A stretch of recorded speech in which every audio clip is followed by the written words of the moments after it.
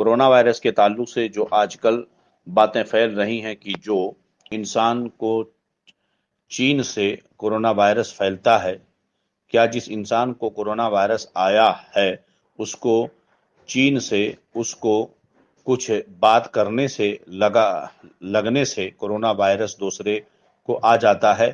ایسی بات چل رہی ہے حضور، یہ بات سچ ہے کیا؟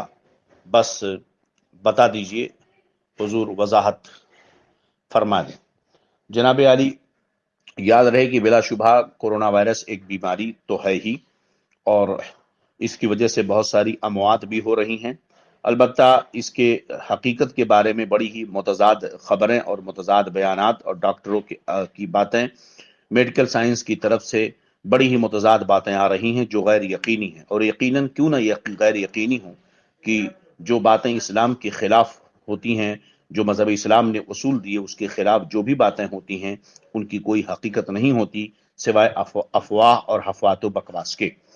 بلا شبہ اس کا مرض ہونا اور بیماری ہونا، اس میں کوئی دو رائے نہیں، یقیناً ایک بیماری ہے جو لوگوں پر اللہ کی جانب سے ابتلا اور آزمائش یا عذاب و بلا کے طور پر سمجھی جا سکتی ہے۔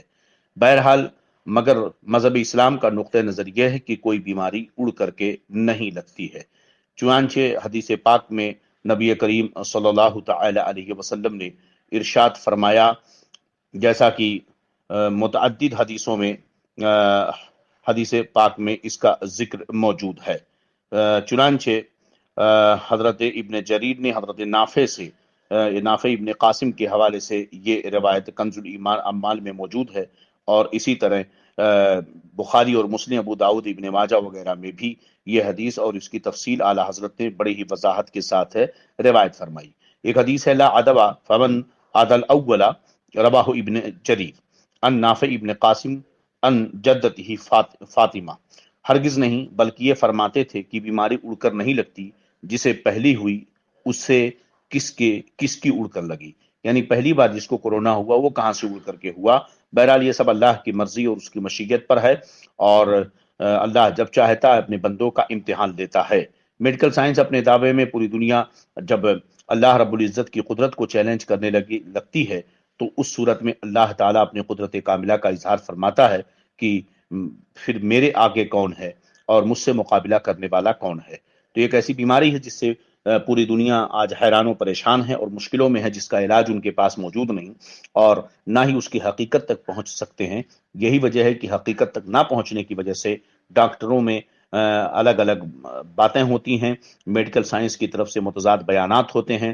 WHO کبھی کچھ کہتا ہے، کبھی کچھ کہتا ہے، اور بہت سارے ممالک جو WHO کو فالو نہیں کرتے ان کی باتیں کچھ اور ہوا کرتی ہیں، کہیں پر لاک ڈاؤن ہے، کہیں پر کھول دیا گیا۔ یہ سارے حالات و مشکلات ہیں، ہمیں اللہ رب العزت کی قدرت پر کاملہ پر یقین رکھنا چاہیے۔ تقدیر حق ہے، اگر وہ نہ چاہے تو کوئی بیماری نہیں لگ سکتی، اور اگر وہ چاہ لے تو کوئی بھی تدبیر کام نہیں آ سکتی ہے، اس لیے کہ قلم نے جو لکھ دیا وہ لکھ دیا ہے۔ اللہ تعالیٰ پورے دنیا کے مسلمانوں کو کورونا وائرس کی اس عظیم وبا سے محفوظ فرمائے، اور پورے عالم میں امن و سکون پیدا فرما دے، پیارے حبیب مدینے کے تاجدار رسول دو جہاں صلی اللہ تعالی علیہ وسلم کے صدقے و طفیل۔ لہذا ہمیں اللہ کی قدرت پر یقین کامل رکھنا چاہیے۔ البتہ یہ ہے کہ یہ سوچ کر کہ ہم کو یہ بیماری نہیں ہوگی، اللہ نہ چاہے گا تو نہ ہوگی، بلا شبہ یہ حق ہے اور یہی عقیدہ اہل اسلام ہے، لیکن احتیاطی تدابیر اپنانی چاہیے۔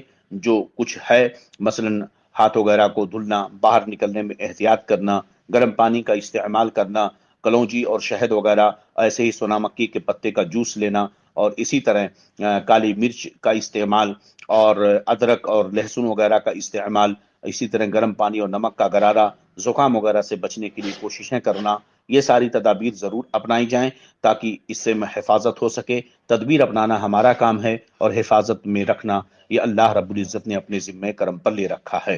اللہ تعالیٰ مسلمانوں کو اس موذی مرض سے محفوظ فرمائے، آمین۔ السلام علیکم ورحمۃ اللہ وبرکاتہ۔ ہمارے چینل سے جڑنے کے لیے YouTube پر سنی قادری رضوی نیٹ ورک کو سبسکرائب کریں۔